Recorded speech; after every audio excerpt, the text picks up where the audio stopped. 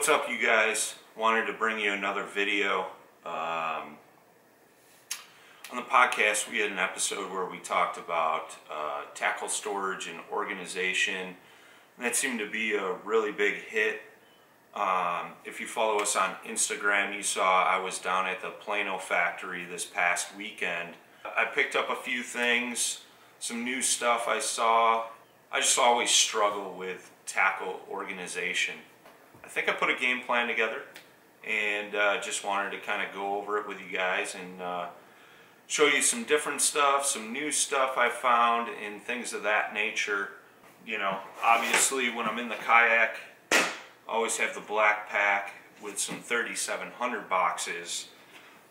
If you've seen some of my kayak videos, I was carrying around my plastics in this tub and sliding it under the seat of my Bonafide, and it worked. It was great because I could have literally, if I had to guess, like 60-70 bags of plastics in here, just a tad too tall to slide in and out from underneath the seat easily. I either had to stand up to pull it out or just kind of struggle and fight with it. So I didn't really like that. So I'm kind of eliminating that. But when I was at Plano, I found something unique, which is this new box. It's designed for plastic storage. It's lid on both sides of the box, and what it has is these clips that hold your bags in place. 16 bags, so you can do 4 bags in each section. They're angled, so you can just kind of flip through, see what you got in there, which is nice because when I had all my plastics in this big box, you know, when you're on the water, you're fishing, you're flipping through, you find the bag you want, and you just throw it right back in there. At one point I did have everything organized where I had worms, finesse worms, craws, creatures, TRDs for throwing the Ned rig, things like that. And, you know, unless you're going through after every trip, everything was just getting combobulated and wasn't super easy to find. So you were wasting time on the water thumbing through. So what I did is, you know, like this particular box, I got creature baits on this one side, I got trailer grubs on this one. I have one of these dedicated strictly for TRD worms for Ned rigging. I have a box for finesse. This is all finesse worms, both sides. And I also picked up one of these nifty boxes. It's deep. It's got 3 trays. And this is all my swim bait stuff. So I have swim bait bodies, plastic swim bait bodies. I got swim bait jigs in the front there. I got my swim bait hooks, underspins, things like that, all in here. So if I'm tossing swim baits, all I gotta do is pull out this one box, bam, ready to go. My hooks and weights, I changed up a little differently because I don't like to pull all my hooks out of the packages they come in. I like to keep them in the same package. That way I know the offset, you know, 5/0, 3/0, 16th ounce, weighted swim jig hooks, you know, circle hooks in a size 6. I can thumb through these real quick. You know, got mushroom jig heads for Ned rigging. And then I took all my weight stuff and put them in a smaller one that I put inside this. Haven't tested this on the water yet, but I have a feeling this is going to work out a lot better than what I was doing before. It's cramming all these hook things into a box similar to this, but I was having to pull them out. They're a little bit more open. You know, I could probably organize these a little better, but I can just kind of pick up, thumb through instead of pulling stuff out of a little slot, having them all crunched up together. This, I think, is just going to work out a little bit better for me.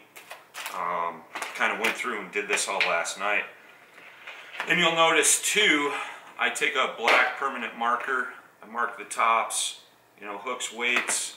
I also mark the sides here. So when they're in this black pack, you know, I can open the lid, look, oh, that's my hooks and weights box, pull it out.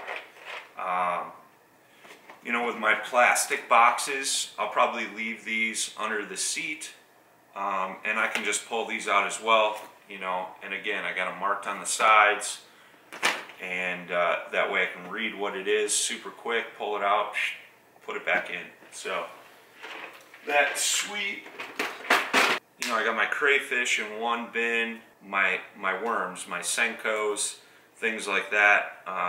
You know, I got a ton of those, a bunch of different colors, just accumulated them over the years. Instead of leaving them in this big bin, what I did is I put them in this bag. You can kind of see, and I can kind of thumb through these with this bag in my lap, see exactly what I got, what's going on.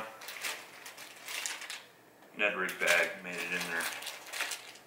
And I also got Uncle Josh's pork trailer containers in here, you know, so just kind of keeping everything separate and organized, so that way I can swap out boxes that are in my black pack, swap out containers of plastics that are under my seat, not having to carry a ton of extra stuff.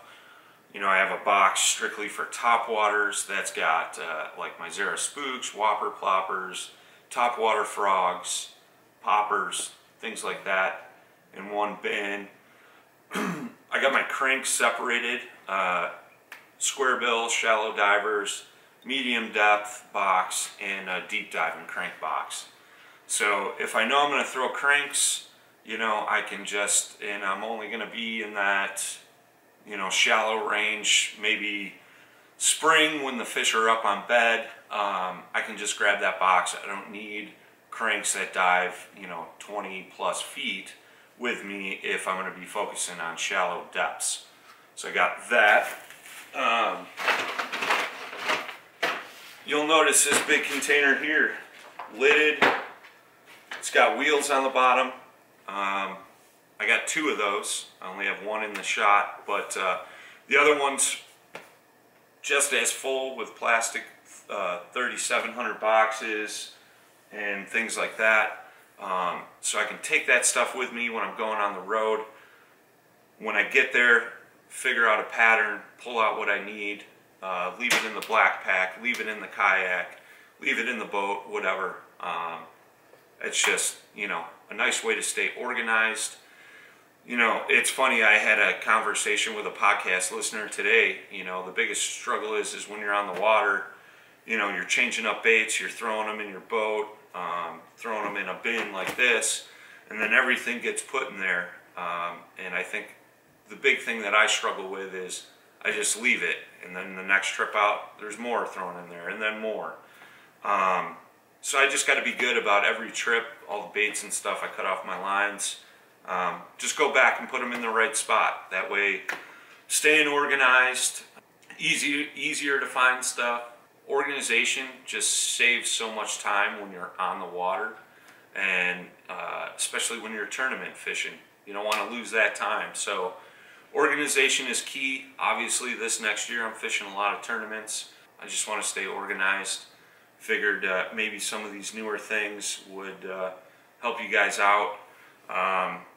This box here is a box I used to fish out of when I had my Sylvan. Was no big deal. Would leave it on the deck of the boat. You know, I got 4 trays in here. The top opens up. You know, got spinnerbait, buzzbait racks. This is all my walleye rig stuff. And it works perfect for a kayak, not necessarily trying to get something out of this while you're on the water. Wouldn't work that great, but I am going to be fishing a few walleye tournaments with my buddy Scott Purrs this year. So I may load this up with all my walleye cranks, crawler harnesses, crawler blades, things like that. And then that way, if I'm going walleye fishing, just grab this box, bring a width, again, put it on the deck of the boat, bam, got it ready to go, organized, good to go. In here, I just got some leftover boxes. This 3500 series is what I'm using for all my weights that I showed you with my hooks. I got an extra spinner bait box. I got two of those that's got spinners and buzz baits in it. So I kind of separated those up, like color-wise and blade-wise. So those are nice and organized. And then last but not least, oh, I take that back, second to last, I picked up this bag at the Plano factory. It was 50 bucks. Got two pockets for storage up here. They're zippered too, so you got a pocket behind that. But when you open this up, you got some plastic Plano boxes in here, a little pouch for reels and such. So I think what I'm going to do is retrofit this around either pond fishing or my fly fishing. I might do either or. And the nice thing about this bag too is I could fit a ton of camera gear in it as well. So I might try to utilize that for that as well when I'm taking trips and stuff.